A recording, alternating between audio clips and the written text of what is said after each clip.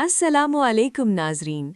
आज हम आपको सल्तनत उस्मानिया के उस किरदार से मिलवाने जा रही हैं जिसका नाम तारीख़ के बड़े सफ़हों पर कम मिलता है, लेकिन जिसका किरदार उस्मानी रियासत के इब्तदाई दौर में बहुत अहम रहा।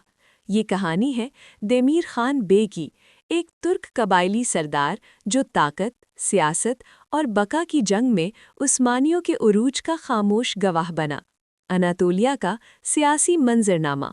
13वीं सदी के आखिर में अनातोलिया पूरी तरह बेचैन था।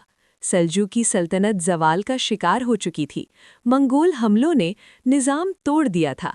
हर तरफ छोटे छोटे तुर्क कबाइल थे और हर कबीले का अपना एक बे होता था जो अपनी कौम की बका का फैसला करता था। देमीर ख़ान बे का तारुफ।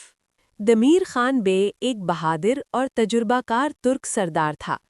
उसका कबीला घुड़सवारी, तलवारबाजी और जंगजू रवायात में मशहूर था।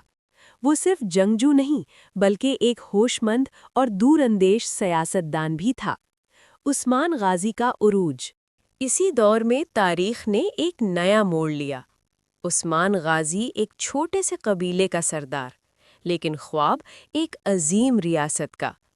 उस्मान गाजी की फतूहात, इंसाफ पर मबनी हुक्मरानी और माले गनीमत की बराबरी की तकसीम ने बहुत से सरदारों को मुतासिर किया। देमीर ख़ान बे का फैसला। ये वो लम्हा था जब देमीर ख़ान बे के सामने दो रास्ते थे, या तो वो उस्मानियों के खिलाफ खड़ा होता या फिर वक्त को पहचान कर हिकमत का रास्ता इख्तियार करता। तारीखी रिवायात के मुताबिक देमीर ख़ान बे ने दुश्मनी के बजाय मुफाहिमत का रुख इख्तियार किया। इत्तेहाद या इताअत। ये कहना गलत होगा कि देमीर ख़ान बे फ़ौरन उस्मानियों का वफ़ादार बन गया।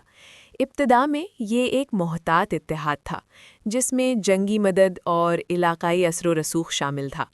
लेकिन वक्त के साथ उस्मानी ताकत इतनी बढ़ गई कि छोटे सरदारों का मुस्तकबिल उस्मानियों के साथ जुड़ना ही था।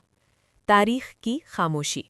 इसी वजह से देमीर ख़ान बे का नाम तारीख़ी किताबों में कम मिलता है, क्योंकि तारीख़ अक्सर फातिहीन के नाम लिखती है, ना कि उन लोगों के जो खामोशी से रियासत का हिस्सा बन गए। ड्रामे और हकीकत का फ़र्क।